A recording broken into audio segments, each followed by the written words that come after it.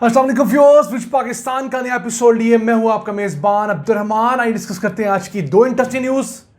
पाकिस्तान और ईरान ने अपनी बाहमी तिजारत $3 अरब से बढ़ाकर $10 अरब करने के लिए 12 अहम माहदों पर साइन किए हैं और इसके साथ साथ ग्वादर और चाबहार की बंदरगाहों को भी आपस में तजारती रूट के जरिए लिंक करने के भी मामले के ऊपर गौर व खौज शुरू हुआ है।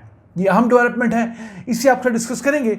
जबकि आज की दूसरी खबर, पाकिस्तान ने बाकायदा तौर पर ताजिकिस्तान की गोश्त मार्केट में एंट्रेंस हासिल की है। हमारी सबसे बड़ी गोश्त एक्सपोर्ट करने वाली कंपनी ने वहाँ बड़ा ऑर्डर लिया है। इस खबर को प्रोग्राम के दूसरे हिस्से में डिस्कस करेंगे, लेकिन पहले चलते हैं आज की सबसे अहम खबर की तरफ। पाकिस्तान और ईरान ने बाहमी तिजारत $10 अरब तक बढ़ाने के लिए 12 अहम माहदों पर दस्तखत कर दिए हैं। याद रहे, गुज़िश्ता साल दोनों मुल्कों की बाहमी तिजारत जो है वो $3 अरब हुई थी, जो तारीख में हाईएस्ट थी। अब इस $3 अरब की तिजारत को मज़ीद बढ़ाया जा सकता है अगर हम टेक्नोलॉजी के मैदान में आगे बढ़ें, इंजीनियरिंग प्रोडक्ट्स के अंदर दोनों मुल्क मिलकर जॉइंट वेंचर करें, क्योंकि ईरान पर पाबंदियों के सबब ईरान ने अपने यहाँ इंजीनियरिंग में बहुत काम किया है। अपनी गाड़ियाँ, अपने ट्रक्स, अपनी बसेस, बहुत सारा सामान वो खुद बना रहे हैं। पाकिस्तान ईरान को चीज़ें कम बेचता है, ईरान से चीज़ें ज़्यादा ख़रीदता है।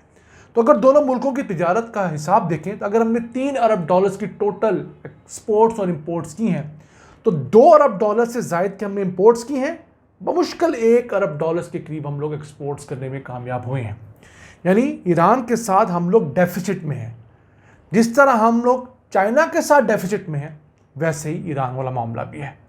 तो जो मुल्क हमसे दूर हैं, जैसे अमेरिका है, यूरोप है, वहाँ पर हम लोग सरप्लस में होते हैं, वहाँ मुनाफे में हैं। जो मुल्क करीब हैं, हम उनके साथ डेफिसिट में हैं। और डेफिसिट में होने की सबसे बड़ी वजह यह है कि हम उन्हें जो चीज़ें देते हैं वो हमसे बहुत थोड़ी चीज़ें खरीदते हैं, और हम उनसे जो चीज़ें लेते हैं, पेट्रोलियम प्रोडक्ट्स, वो बहुत बड़ी तादाद में लेते हैं। हमें जहाँ दोनों मुल्कों के दरमियान तिजारत को बढ़ाना है ताकि रोज़गार के मौके पैदा हों, और स्पेशली हमारे बलूचिस्तान के अंदर वो अजला जो बिल्कुल ईरानी बॉर्डर के साथ हैं, वहाँ गुर्बत बहुत ज़्यादा है, उस गुर्बत को कम किया जा सके। वहीं हमने ये भी देखना है कि ईरान भी हमसे चीज़ें ले।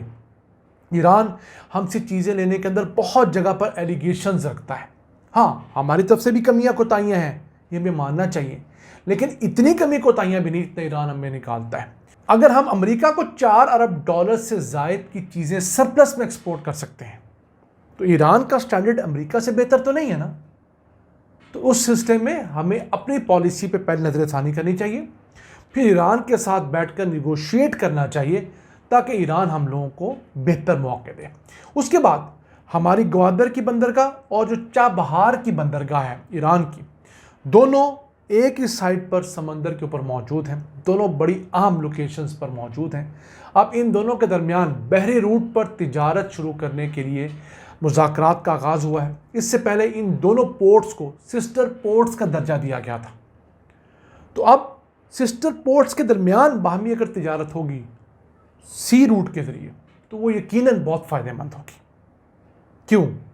उसकी पहली वजह यह है कि जो बड़ी बड़ी शिपिंग लाइंस यहाँ से गुज़रती हैं, वो अगर आगे जाना चाहें मलेशिया वाली साइड पर, इंडोनेशिया वाली साइड पर, वियतनाम वाली साइड पर, तो अपना सामान हमारे पास ड्रॉप कर सकती हैं, और हमसे वो सामान या तो यूरोप तक जा सकता है, सेंट्रल एशिया के रास्तों को जा सकता है, या ना भी जा सके, हम सामान भेजें यहाँ से चाबहार के बंदरगाह पे, और चाबहार से वो यूरोप को जा सकता है, अफगानिस्तान जा सकता है, सेंट्रल एशिया की सारी स्टेट्स को पहुँच सकता है।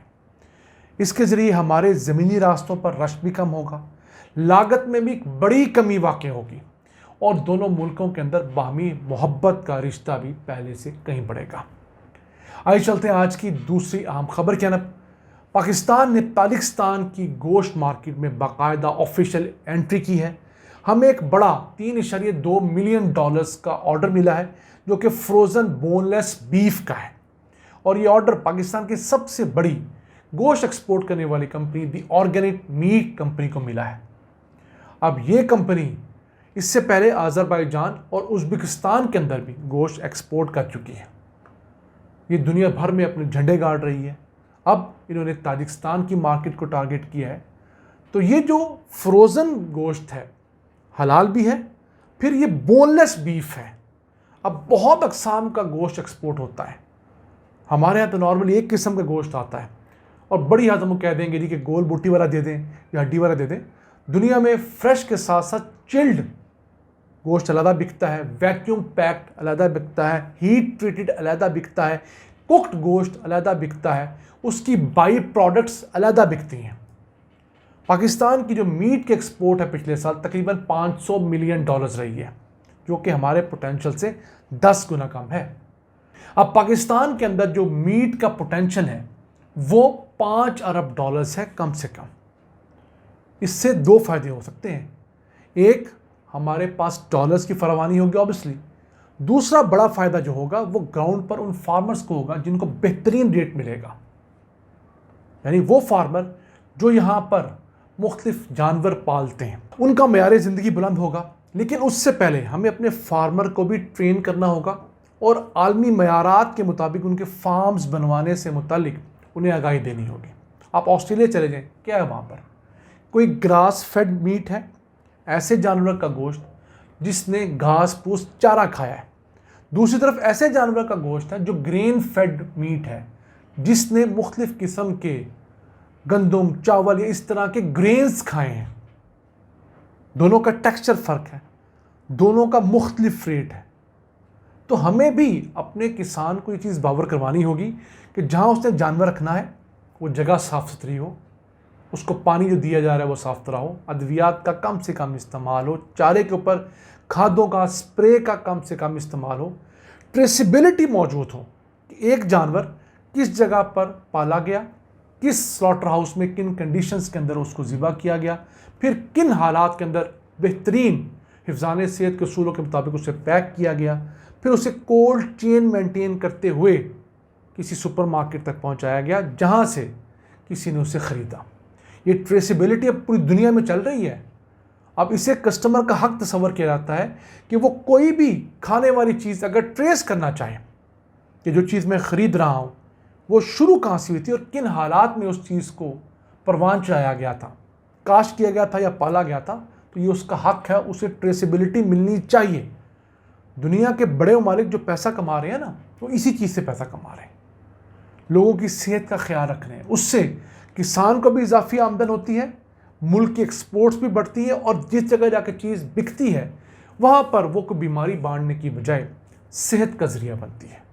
हम इस तरह के स्टेप्स लेंगे तो तभी जाकर हमारी ये $500 मिलियन की एक्सपोर्ट्स $5 बिलियन में कन्वर्ट हो सकती है और हमारा किसान जो जानवर पालने के बाद दर दर की ठोकरें खाता है उसको बेचने के लिए, उससे लेने वाले लाइन में खड़े होंगे और वो अपनी मर्जी के रेट के ऊपर, अच्छे मुनाफे के ऊपर जानवर बेच सकेगा। नाज़रीन, आज का एपिसोड हमें उम्मीद है आपको पसंद आया होगा। अपनी सजेशंस, अपनी आरा से हमें आगाह रखा करें। अपने मेज़बान अब्दुल रहमान को इजाज़त दीजिए। अल्लाह ने के बाद।